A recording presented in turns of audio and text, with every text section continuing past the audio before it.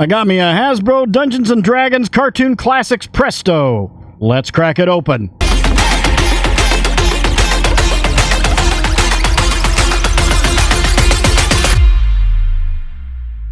Greetings, toy heads, and welcome to another episode of Go Figure with me, your host Eli Williams, here on the Digitally Rebastard Network, the action figure show about news, reviews, collecting tips, customizations, kit bashing, everything that goes into this fun, nerdy hobby that you and I both love. And in this episode, we're going to be doing an unboxing and review of the Hasbro Dungeons & Dragons Cartoon Classic Presto. Picked up this entire wave from Amazon during Prime Day. There's something that I planned on getting because I grew up watching the cartoon, and this is the third in the series that I am doing an unboxing. I'm getting them steadily every day.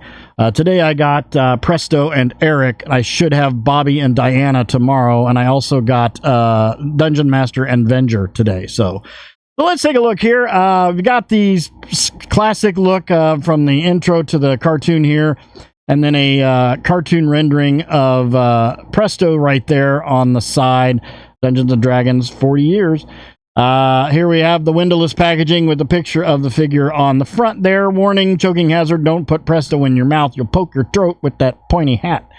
Plastic-free packaging, ages 4+, Hasbro. And then on the back, we've got a picture of Presto, a little blurb about him. There's Eric and Sheila, which I've already done that one, and he's next. Picture of the accessories. Looks like he comes with a D4. And then jibbery-jabbery legal jargon, Houses of Klingon. No age on these. I don't see the age. I can't. Oh, wait a minute. It's on the bottom. That's right.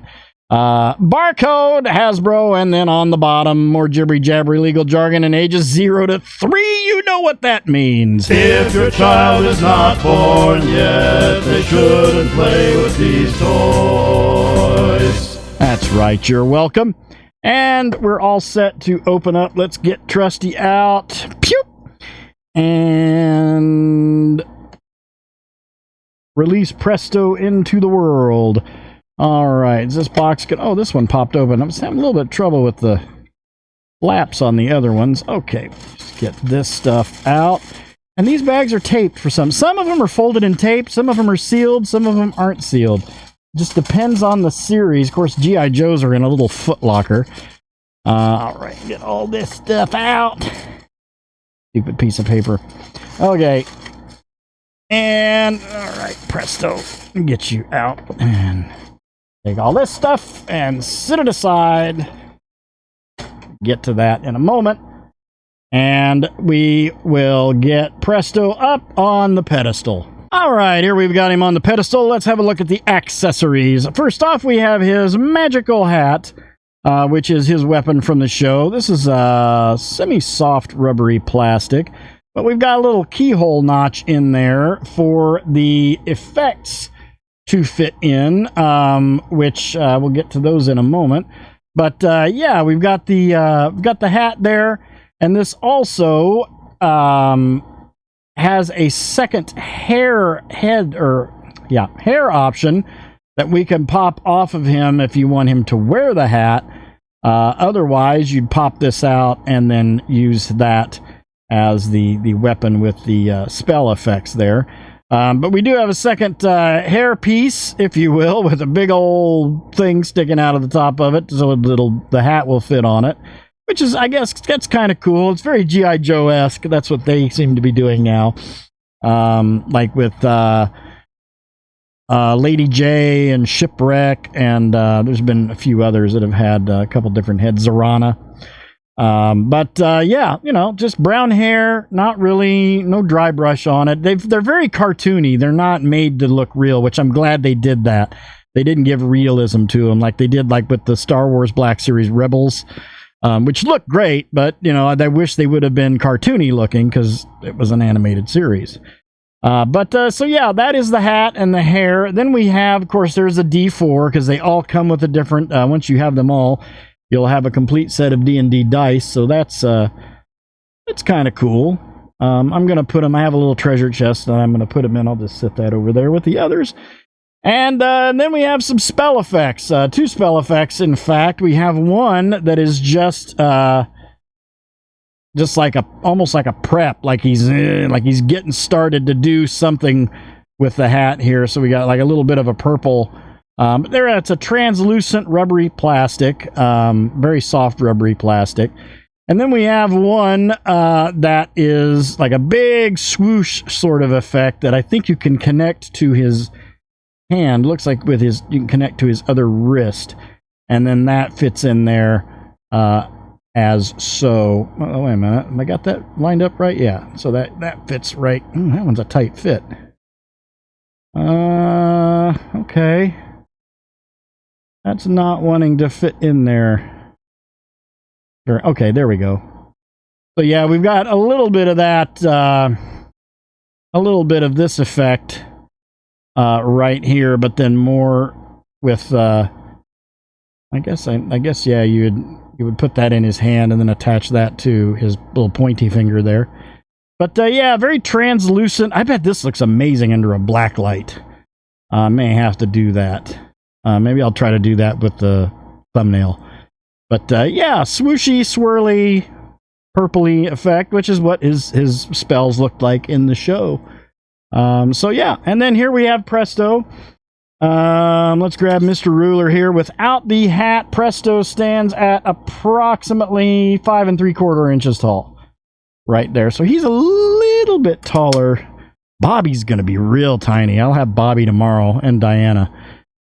Well, tomorrow, from when I film this, won't be tomorrow. I will have already had them out and done the review by the time you're watching this. So I keep these pretty ahead of the game. Looking at the sculpt, I mean, it's pretty basic, but that's what his costume was. It was a green wizard robe with a little bit of a teal collar, and that's it. I think the face, they did a pretty good job. I actually think they did a pretty good job with all of the faces on these. It's very cartoony looking. It looks like he did in the show. Let's pop the hair off. How easy is it to pop the hair off of this? Or can you? You should be able to. I don't know how.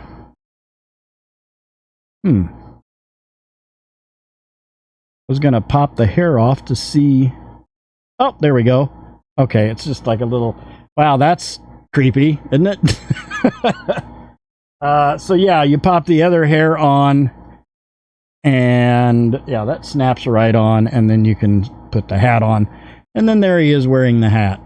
So that comes off pretty easily. We can pop this. No, the hair doesn't come off super easily, but it's not difficult. It snaps on pretty tight, which is actually pretty good. Let's see. Got a sort of a tan sash there going across the waist. Underneath, we've got just teal leggings, which I don't think anyone ever really saw in the cartoon. So that just may be a guesstimate. And then little green booties on there. We've got a grip hand and a pointy hand. Looks good. They all look good. I mean, they're not super detailed, but they're, you know, it's really, like I said in the other reviews, it looks like they just grab this out of the thing, just pull it right out of the TV, and then bam, which I'm perfectly fine with. Going over articulation, it's going to be limited on this, but still, it's going to look pretty good. Got a static neck with a... Is that a ball joint? Or nope, that's a hinge. So a static neck with a hinge and a ball going into the head, giving us actually a lot of down. I guess maybe so he can, you know, he's like looking at his hat. And then not so much up because of that drop down with the hair in the back there. I do like the fact that they sculpted the glasses on, and they're not a separate piece that can perhaps fall off. But yeah, head goes all the way around, and you know, you've got an up and back, a tiny bit of tilt, but not much. Arms, smooth joints, arms all the way out to a T formation and all the way around. No special thing on the arms. We've got a elbow hinge with a swivel and then down to the wrists with a wrist swivel and a hinge in and out on the left, and in and out on the right as well with that. And then we do have a waist swivel, which is very important to me. All figures should have that. So you can have that sort of like they've turned and looked. The legs all the way out. There are slits in the side of the robe, so you can get the legs out to right about there. Not going to go any further. No thigh swivel, but we've got a single knee with a swivel, and then detents on the feet and a forward rocker. Let's get his spell effect thing going here. Put this one in the hat. Let's see. Oh, this is the way it goes. So we should put this in here, and then we put the hat in his hand, and then this should go around his wrist. Okay. That is not staying there very well. I may not have it angled right.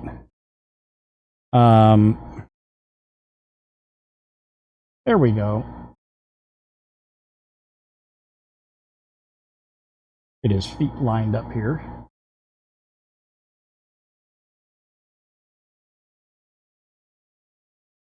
Well, that does make him very forward heavy. He's probably going to need a stand. But, yeah. There we go. It's really focused on the, let's bring this down a little bit. There we go. Really focused on the effect and not him. I got to work on this. This is a brand new camera, and I got to work on the focus on this. But, yeah, he looks pretty cool. Let's pop him off the stand, and we'll line him up with some other magical characters and see how he scales up. All right, here we've got him with the Hasbro Star Wars The Black Series, Old Ben Kenobi, the Hasbro Marvel Legends Series Retro Comic Doctor Strange, the Mezco 1/12 Collective John Constantine, and the Mattel DC Universe Classics Dr. Fate. All in all, I'm pretty happy with him. I'm going to give him a 7 out of 10. Could be a little bit more articulated. I think especially with the arms, because of the spell effect, it makes it hard to get the hat and the little clip for the other wrist sort of lined up correctly. But it's going to take a little fiddling around, but I'll get it eventually. But yeah, you know, it's going to look great when I get them all up there together on my little one of my new shelves that I had to put up for miscellaneous stuff like this. So yeah, so that'll do it for this episode. Thank you guys for watching. I hope you enjoyed that. Please remember to like, comment, and subscribe. Of course, smash that bell so you can get information on all the good things coming out of the Digitally Rebastard Network. You all have a great week and a great day. I'll see you next time, and until then, don't forget to get your figure on. Take care.